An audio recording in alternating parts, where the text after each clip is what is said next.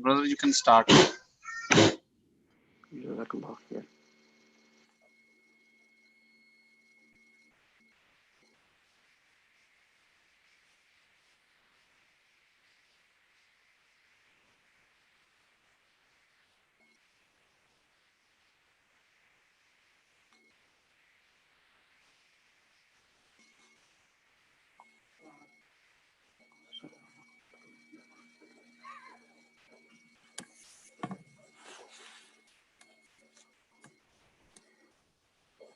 أعوذ بالله من الشيطان الرجيم. بسم الله الرحمن الرحيم.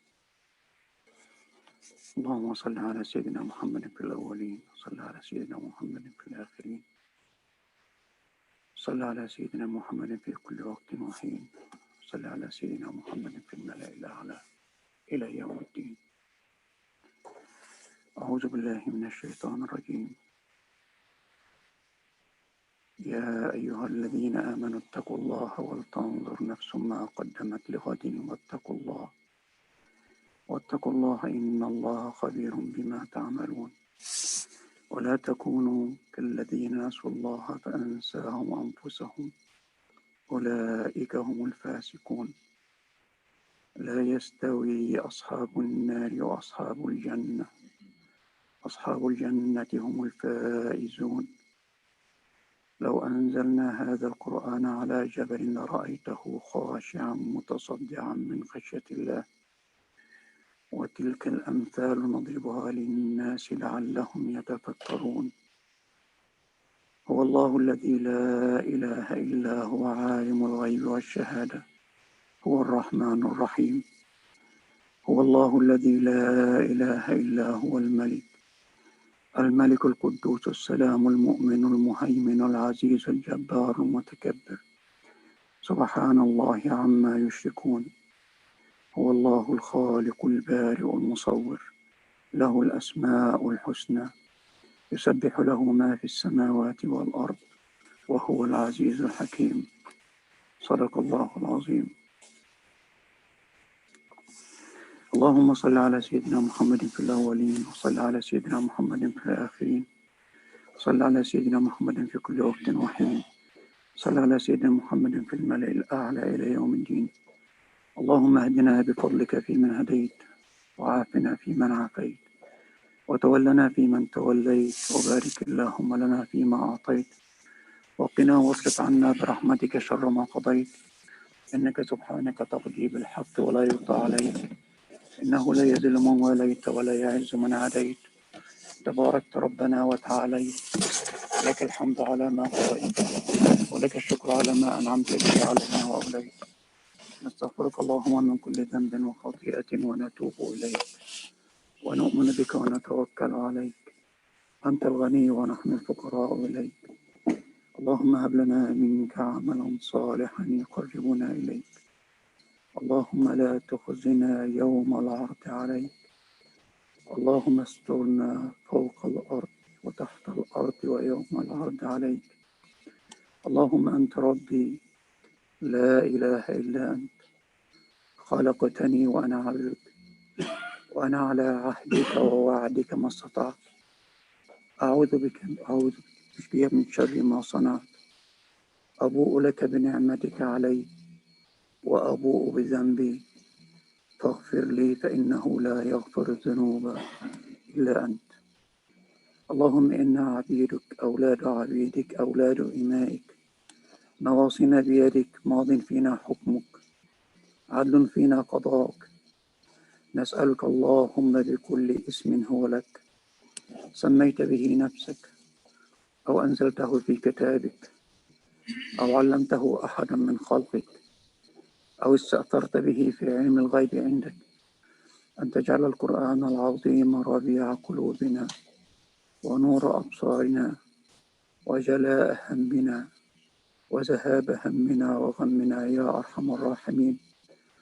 اللهم ذكرنا منه ما نسينا، وعلمنا منه ما جهلنا، وارزقنا تلاوته آناء الليل وأطراف النهار على الوجه الذي يرضيك عنا.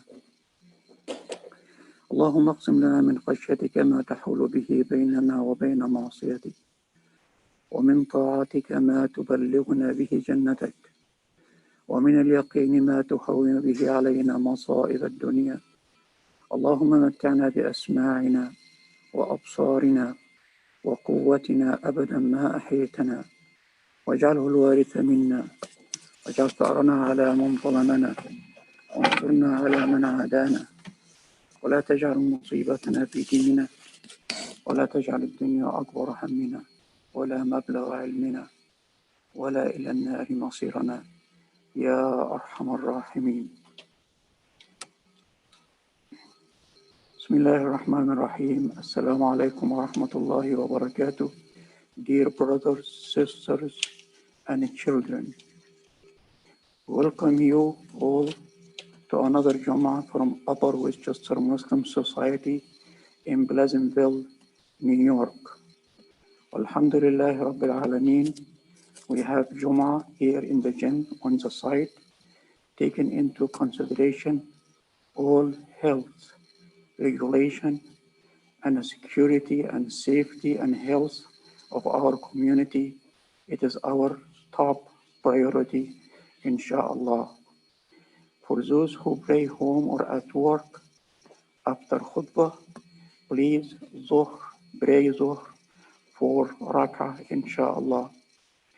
We are so fortunate to have with us Brother Khusro Ali. Brother Khusro, inshallah, is going to deliver the khutbah today. And inshallah, after the prayer, Brother Hussein al-Zobi is going to make short announcement. Alaikum. Assalamu alaikum. Allahu Akbar, Allahu Akbar. Allahu Akbar, Allahu Akbar. أشهد أن لا إله إلا الله. أشهد أن لا إله إلا الله. أشهد أن محمدا رسول الله. أشهد أن محمدا رسول الله. حي على الصلاة. حي على الصلاة. حي على الفلاح. حي على الفلاح.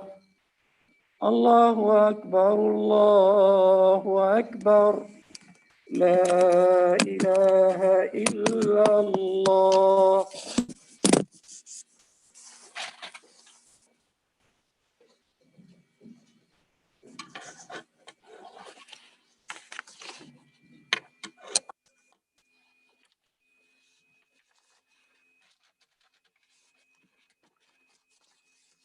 بسم الله الرحمن الرحيم.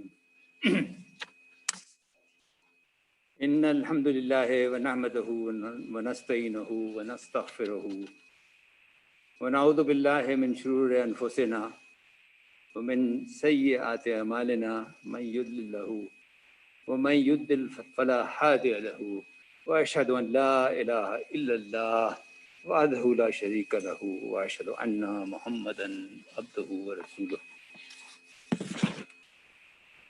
Verily, all praise is for Allah.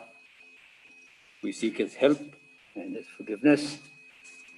We seek refuge with Allah from the evil of our own souls and from our bad deeds. Whomsoever Allah guides will never be led astray. Whomsoever Allah leads astray, no one can guide.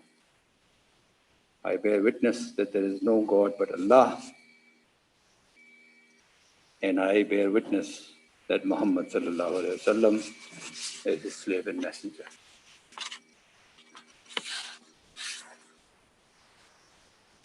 I recently posted a video on my Facebook page on blasphemy of the Prophet. To my surprise, it got over 6,000 hits and 127 shares. Most of them were from people whom I do not know. But all of them were polite and well-meaning. Apparently, this is a subject of great interest to Muslims worldwide. I thought I would address this in my khutbah today.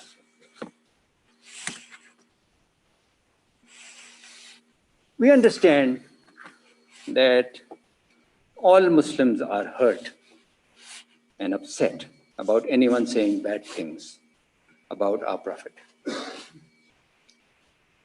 But there seem to be two views on this among Muslims as to how to react to it. One view is that one should show a reaction in no uncertain terms and make it known that Muslims are hurt, upset and angry, and even demonstrate in the streets to show their anger and even possibly agitate for a law requiring punishment of the perpetrator. The other view is to see how the Prophet himself reacted to insults and mockery hurled at him during his lifetime.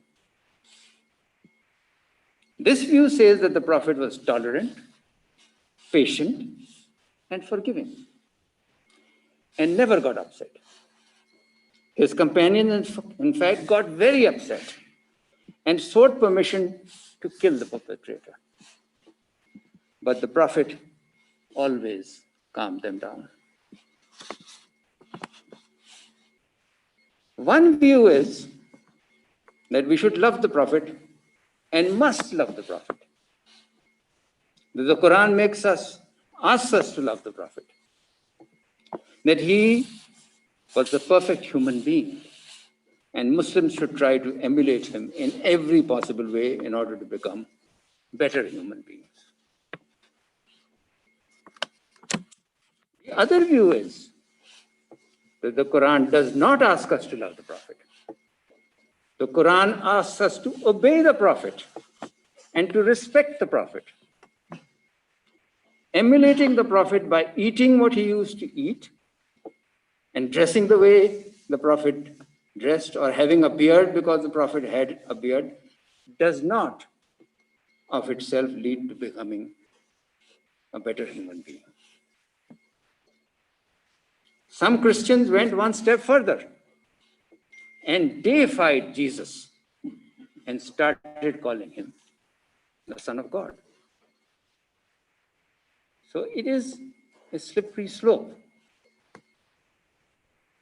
Abu Bakr, the first caliph of Islam, in his wise and poignant speech at the Prophet's death, made this point clear.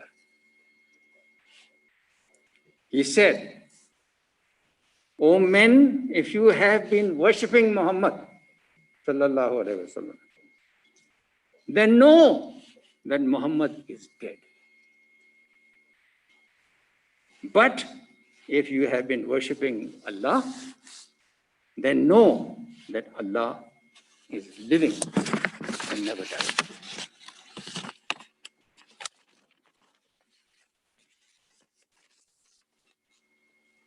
So which is the correct belief?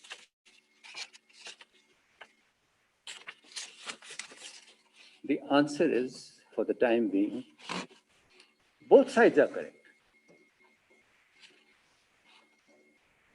What is important is for both points of view to be on the table and let people decide for themselves.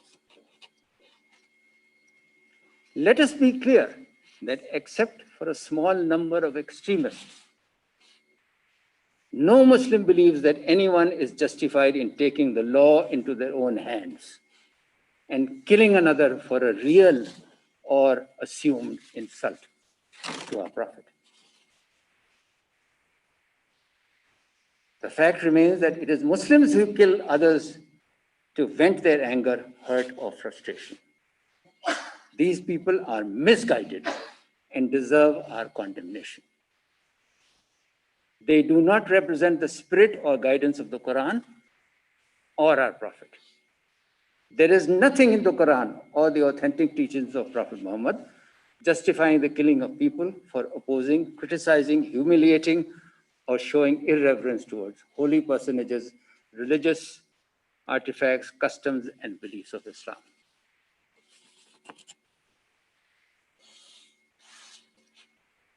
Let us address now two subjects, which people are suggesting as possible solutions to curb blasphemy of the Prophet. One, should there be a law punishing people who insult the Prophet? And the other is, what is freedom of speech, and should there be any limits imposed on it?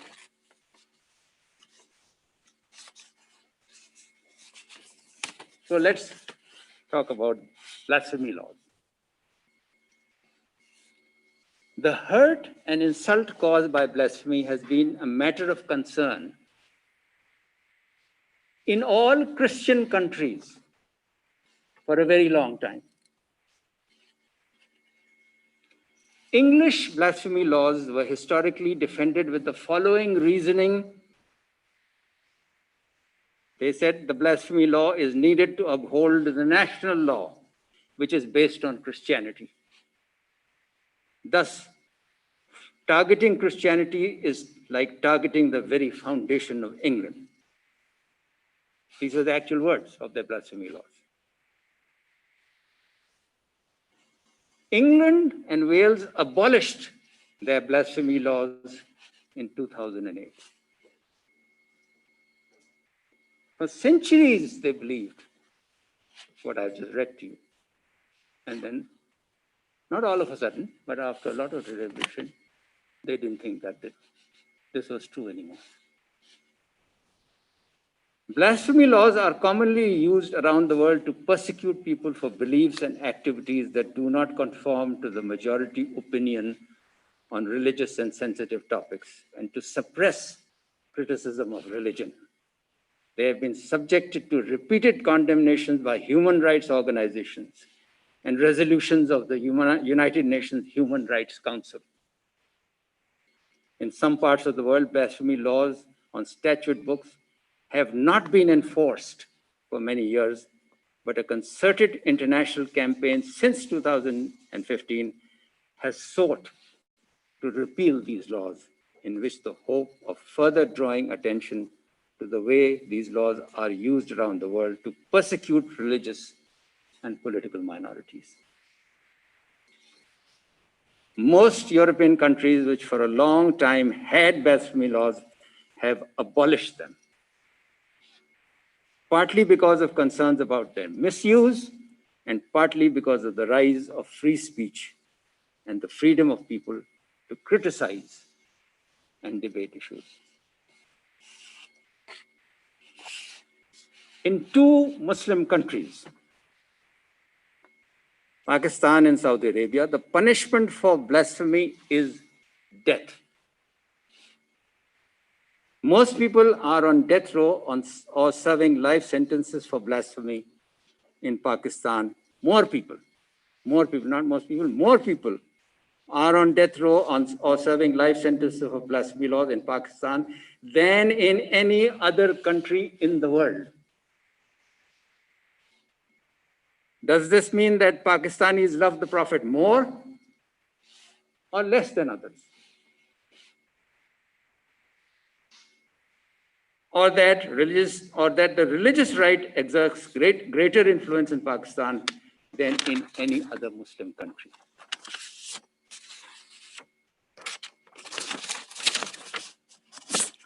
Turkey criminalizes blasphemy. On June 1, 2012, pianist Fazil Say came under investigation by the Istanbul prosecutor's office over statements made on Twitter declaring himself an atheist and retweeting a message poking fun on the Islamic concept of paradise. On 15th of April 2013, Sai was sentenced to 10 months in jail. On appeal, Turkey's Supreme Court of Appeals reversed the conviction on 26 October 2015, ruling that Sai's Twitter post fell within the bounds of freedom of thought and freedom of expression. So here we have an evolution in the thinking of mankind and a conflict between what was historically believed as good to protect the religious rights of freedom by having blasphemy laws, and the rise of the freedom of speech, where they said, well, we have not been implementing these laws properly. In fact, we have been misusing them. And we have been taking away from people the right of free speech. I'm going to spend a few minutes on free speech. Let's try and understand that. What is free speech? Where does that come from?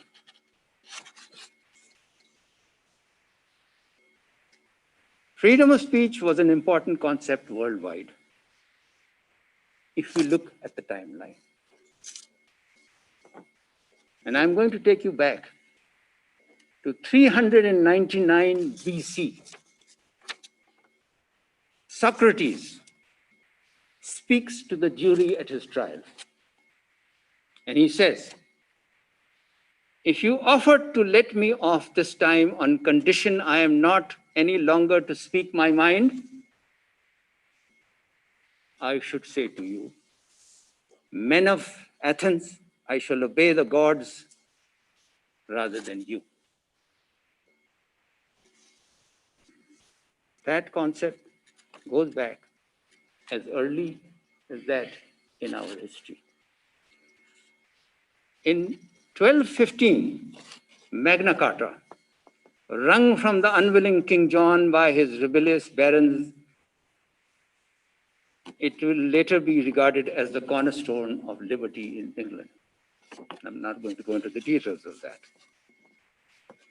In 1770, Voltaire writes in a letter, I detest what you write. And he says this to Monsieur l'Abbé, I detest what you write, but I would give my life to make it possible for you to continue to write. 1929, Justice Oliver Wendell Holmes of the US Supreme Court outlines his belief in free speech. The principle of free thought is not free thoughts for those who agree with us, but freedom for the thought we hate. 1948, the Universal Declaration of Human Rights is adopted virtually unanimously by the UN General Assembly. It urges member nations to promote human, civil, economic, and social rights, including freedom of expression and religion. 1998, Iranian leader Ayatollah Khomeini issues a fatwa against Salman Rushdie over blasphemous content of his novel, The Satanic Verses. The fatwa is lifted in 1998. 2020, in the age of social media, to free speech is added fake news. It is left to the individual to determine what is true and what is made up. Now, having said this, and we think everybody is really fervent believer in free speech, the US government has twice in recent times tried to muzzle free speech. Once in the case of WikiLeaks, and the other in the case of Snowden. These matters have yet to be decided. So, if it hurts the ruling party, they are known to muzzle it. However, you are now allowed to make fun of the president or any person of authority, and you may even burn and desecrate the US flag as a form of protest. I'm just giving you a flavor, something to think about. We have to go through this exercise and understand why we are getting upset. We have a right to get upset. But are we, in our reactions, harming the cause, or are we really promoting it? What is bothering the Muslims? Let's get into that. It is little known that blasphemy laws were introduced in India by the British in 1860. We didn't do it. The British imposed this law. Much of the Muslim world is still suffering from the after effects of colonization. And there is a strong desire to forge a new beginning with a Muslim identity. Saudi Arabia has spent billions of dollars in their attempt to export their brand of Islam, which is ultra-conservative. The 9/11 attacks on the World Trade Center created an image of Muslims as synonymous with terrorism. If the Muslims are feeling under attack, they have good reason to feel that way. While not many Muslims today would condone the killing of a person accused of blasphemy, except under the law, there are enough hadiths floating around which would justify such killings.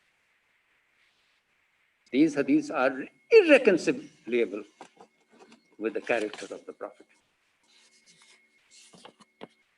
For centuries, well-known non-Muslim writers have characterized the Prophet as a pedophile, a polygamist, and have believed that Islam was spread by the sword. These writers were not accused of blasphemy. In the 21st century, there is a lot of hostility towards Islam and Muslims among non-Muslims. And every time a Muslim takes the law into their own hands and kills someone for expressing their views, then the Muslim cause takes a backward step. We are free to disagree with and free to educate others about their wrong notions about Islam, but we are not free to kill innocent people. I shall inshallah conclude.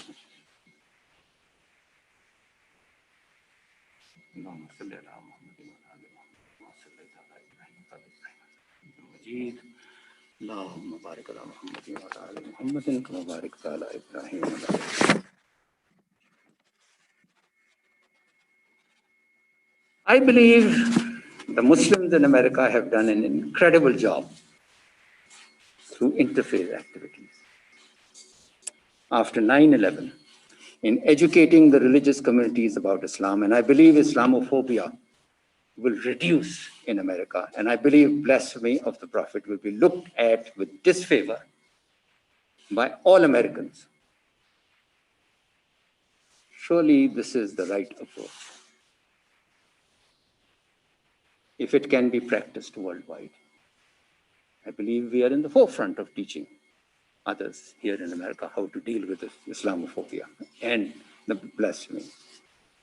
In the same breath that we express our hurt, we should also condemn the killing of innocent people by Muslims.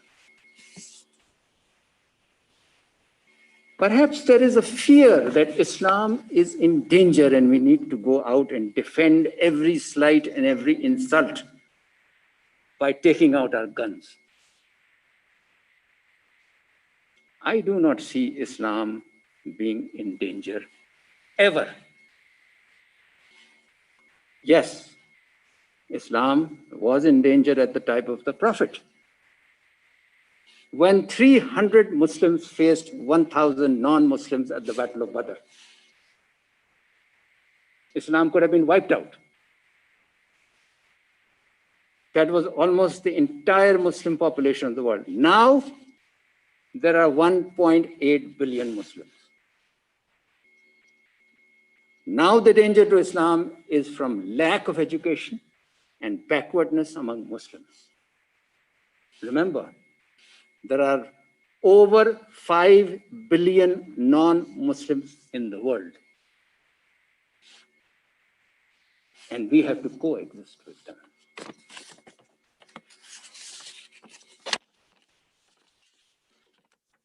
So,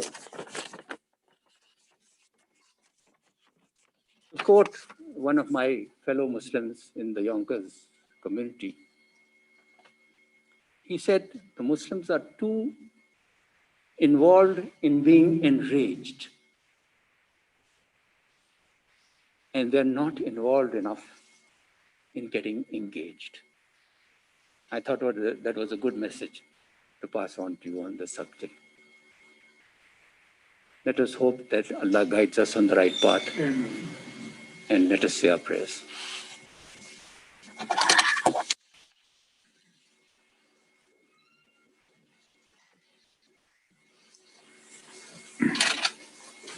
الله أكبر الله أكبر أشهد أن لا إله إلا الله أشهد أن محمدا رسول الله حي على الصلاة حي على الفلاح قد قامت الصلاة قد قامت الصلاة الله أكبر الله أكبر لا إله إلا الله.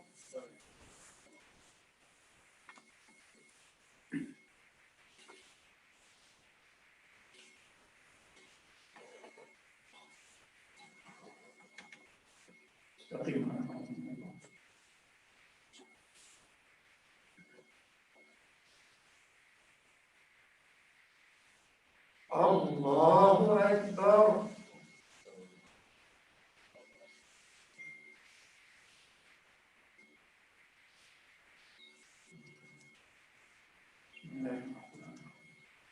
الحمد لله رب العالمين الرحمن الرحيم مالك يوم الدين إياك نعبد وإياك نستعين اهدنا الصراط المستقيم صراط الذين أنعمت عليهم غير المغضوب عليهم ولا الضالين.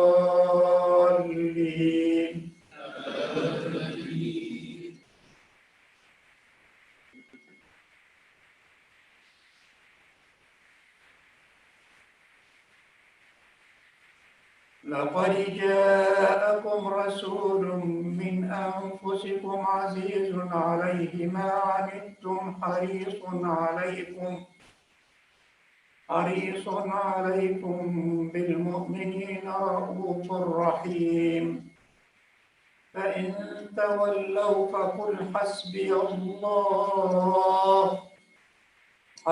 الله لا إله إلا هو عليه توكل وهو رب العرش العظيم. الله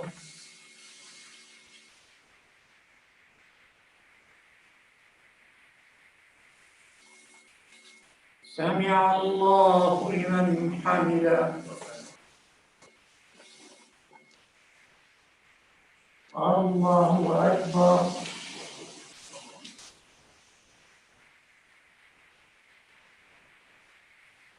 الله أكبر.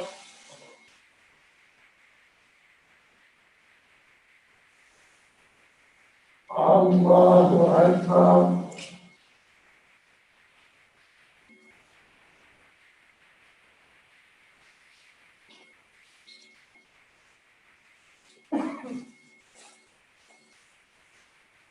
الله أكبر.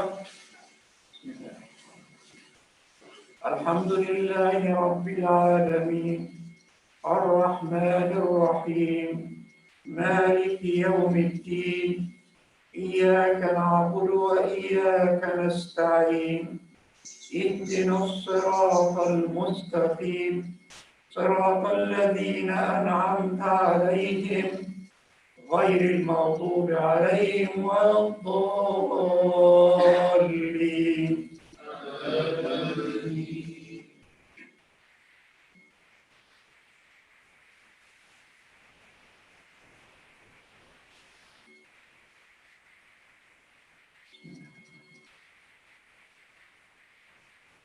إنا أعطيناك الكوثر فصل لربك وانحر إن شانئك هو الأبتر الله أكبر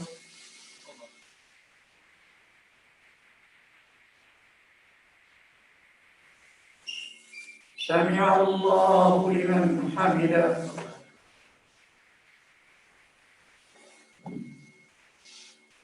الله أكبر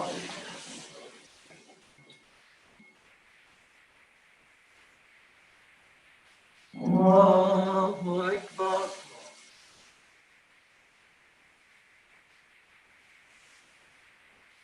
الله أكبر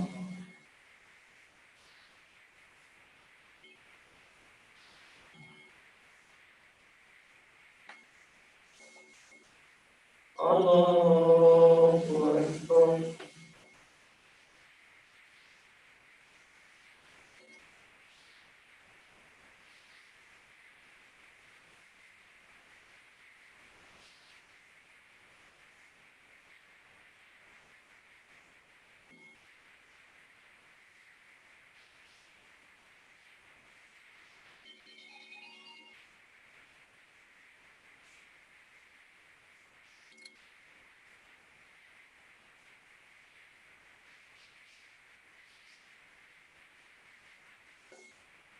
السلام عليكم ورحمة الله السلام عليكم ورحمة الله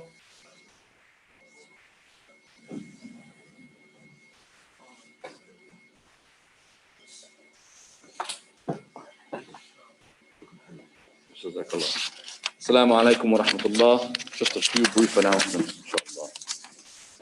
First, inna lillahi wa inna ilahi raji'un. Please make dua for brother Shah Muhammad Khan, father-in-law to our dear brother Sadiq Bakshi, who passed away in Pakistan recently. May Allah grant him Jannah and give patience to his family, inshallah. Also, inna lillahi wa inna ilahi raji'un. Please also make dua for brother Shuja Beg, cousin of our dear brother Arshad Khan, who also passed away recently. May Allah grant him Jannah and give patience to his family, inshallah. Please also make dua for sister Shafia Huda, mother of our dear sister Fawziya Khan, who is in the hospital. May Allah grant her complete shifa, inshallah. Please also make dua for our dear brother Muhammad al-Minawi, who is in critical condition at the hospital. May Allah grant him complete shifa, inshallah. Regarding UWMS Islamic School tomorrow, Saturday the 14th, is the second parent-teacher conference. Please, those of you who have children in the Islamic school, please register online if you haven't done so already. And then finally, please, if anyone in our community, in our UWMS community, is going through financial hardship or knows of someone in our community who is, please see Brother Gum'a or Brother Arshad, inshallah.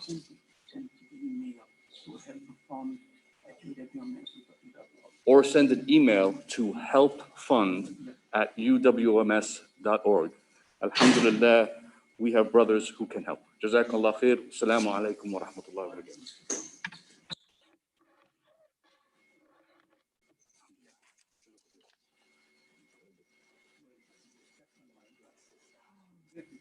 Not your fault.